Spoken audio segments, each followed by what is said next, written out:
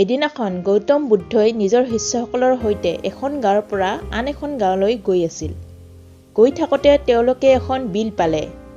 তেওঁলোকে বিলখনৰ কাষতে অলপ জিৰণি ল'বলৈ বহিল। তেনেতে এজন শিষ্যই বুদ্ধদেৱক সুধিলে, যেতিয়া আমাৰ মনত দুশ্চিন্তা আহে, মানসিক চাপ বাঢ়ে, আমি নিজৰ মন কেনেদৰে শান্ত কৰিম? বুদ্ধদেৱে এডাল গছৰ তলত বহি আছিল। তেওঁ শিষ্যজনক ক'লে, মোৰ খুব পিয়াহ লাগিছে, তুমি মোক বিলখনৰ পৰা অলপ পানী আনি দিব পাৰিবা নেকি? শিষ্যজনে বিলৰ কাষলৈ পানী আনিবলৈ গৈ দেখিলে যে মানুহে বিলৰ পানীত কাপোৰ ধুই আছে। তেওঁ চাফা পানী বিচাৰি অলপ দূৰলৈ গ'ল। তেওঁ পানীৰ ওচৰ পাইছিলহে মাত্ৰ এখন গৰু গাড়ী বিলেৰে পাৰ হৈ গ'ল আৰু পানী খদালি পেলালে। শিষ্যজনে কিছু সময় বাট চালে, কিন্তু কিবা নহয় কিবা ঘটিয়েই থাকিল আৰু চাফা পানী নাপালে। পানীখিনি খোলা হৈয়ে থাকিল।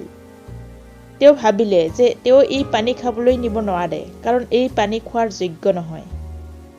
তেওঁ পানী অবিহনে ঘূৰি গ'ল আৰু গৌতম বুদ্ধক কথাখিনি ক'লে। এঘণ্টা পিছত বুদ্ধদেৱে পুনৰ শিষ্যজনক পানী আনিবলৈ বিললৈ পঠালে।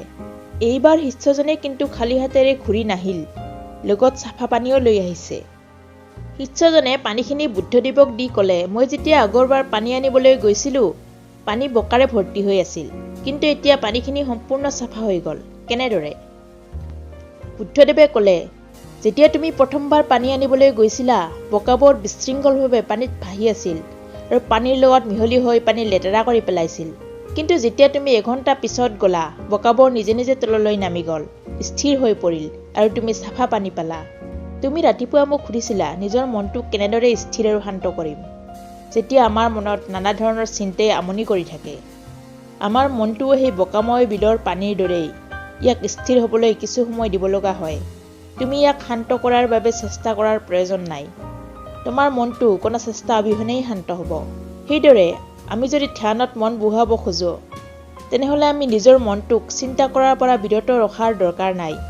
আমি যিমানেই মনটোক চিন্তাশূন্য কৰিব বিচাৰোঁ, সিমানেই চিন্তাবোৰে আগুৰি ধৰে। আমি মাত্ৰ কিছু সময় দিব লাগে, মনটো নিজে নিজেই শান্ত হৈ পৰিব।